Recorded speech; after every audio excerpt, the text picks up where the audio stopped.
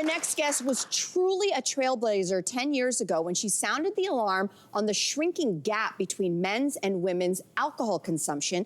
That was in her book called Drink. Yes, on its 10th anniversary, she's here to tell us more about where we are now and what needs to change. Everyone, please welcome author and psychotherapist Dowsett Johnston. Thank you so much for being here. Thank you. We're very excited to have you here. Thank you. So, Anne, let's start with how this journey began for you and what you started noticing about the relationship between women and alcohol. Well, I developed a serious drinking problem in my 50s, and I went home to my house full of shame and thought I'd hide. And then I won a big fellowship to look at women and alcohol around the world. And I discovered the most amazing thing: I was not alone. And in fact, women were catching up to men in an incredible way. And I decided that alcohol had become the modern woman's steroid. Interesting. Very interesting to use that, because let's talk about that term. I'd never heard it before. The term is actually the modern woman's steroid. What do you mean by that? Enabling her to do the heavy lifting in a complex world. And I think we all know what that means. That means you're perfect at work, you're perfect at home, you try to be perfectly thin, you are, you've got chores the whole day long. And alcohol was there to help you, to decompress, to medicate, to relax, reward. You come home from a busy day at the office, and it's way easier to open a bottle of wine than it is to say, do a little yoga, or maybe call your doctor if you think you have a problem. And so the steroid, and enabling her to live a perfect life, so-called, not really. And also not being able to ask for help. Or seemingly feeling like she couldn't ask for help. Seemingly couldn't ask for help. Yeah. Absolutely. You write in your book, a lot has happened since you wrote your book. As we said, it's the 10th anniversary. And one of the things you've said is, quote, sadly, everything I predicted in Drink, your book, has come true. So what did you mean by that, and what came true? Well, you know, it was really interesting. A higher percentage of Canadians drink than Americans. So almost 80% of us 15 and over drink. But what has happened since the book came out is 50% of Canadians 15 and over are drinking at a risky level. And in drinking at a risky level, we don't view alcohol as a drug. I think we view it as a food group. Something to be paired with food. But we are seeing terrible presentations of young women in emergency rooms at a level that we never expected. And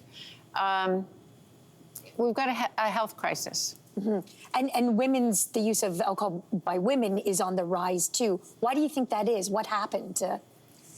I think, especially in the pandemic, we saw an epidemic in the pandemic that was hidden. People drinking at a level, homeschooling, feeling isolated, feeling lonely, drinking at a level that they never had, and the numbers have just shot through the roof. There was a study that came out 2 months ago saying that women in North America were dying at a rate never seen before, especially 65 and over. Emergency room presentations for young women, basically campus age, but high school as well, way higher than young men. Wow.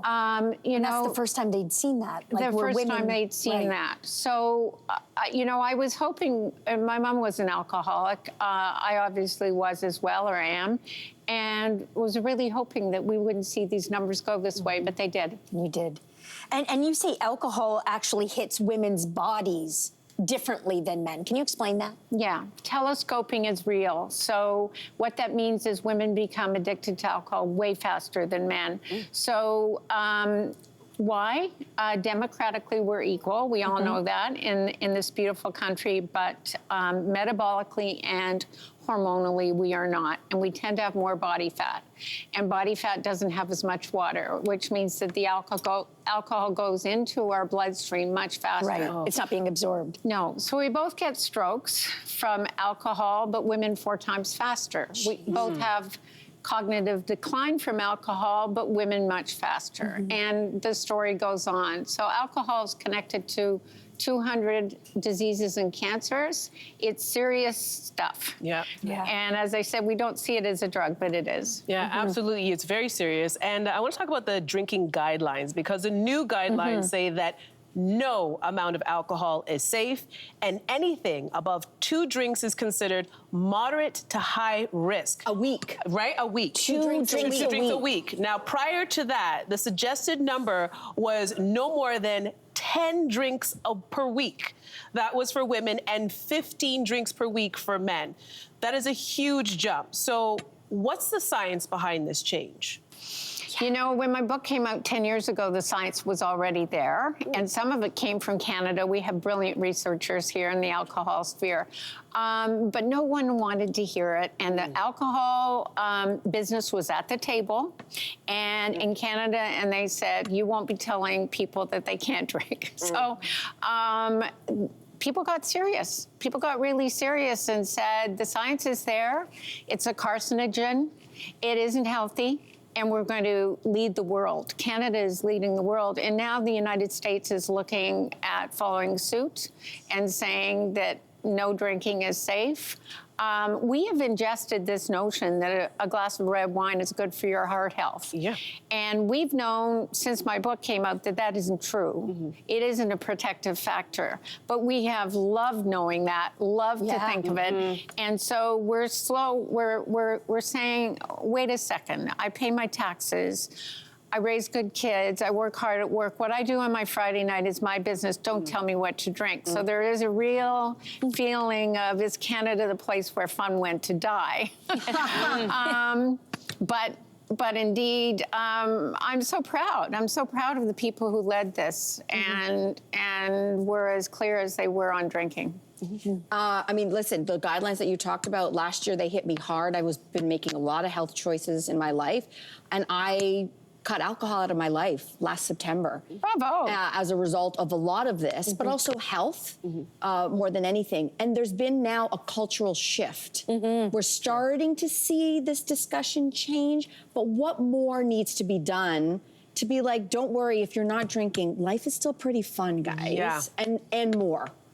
We are seeing a lot of people, I can say anecdotally, I know a lot of people are starting to make health changes in their lives. We're seeing a remarkable thing happened in the pandemic, which is 12-Step went on Zoom, and so did many other programs.